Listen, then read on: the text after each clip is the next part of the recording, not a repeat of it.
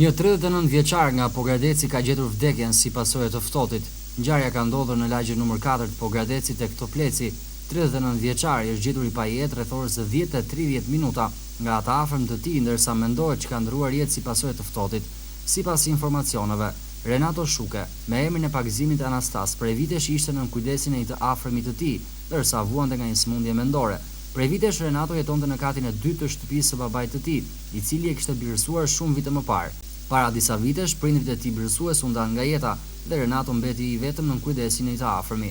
Kodina në të cilën 39 vjeçari jetonte, këtë të mërkurë ishte e mbyllur, por nga pamjet e jashtme, ajo duket një banesë ftohtë dhe pa ngroje, e cila duhet të ketë shkaktuar edhe vdekjen e Renatos.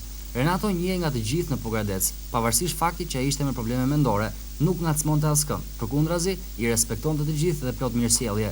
Të gjithë në Pogradec u tronditën nga largimi i parakohshëm i Renatos, djalin të cilit të gjithë e mbajnë mend, si të buzëqeshur. Ai është viktima e 5, i cili ka ndruar jetë nga i ftohti acar që ka përfshirë vendin.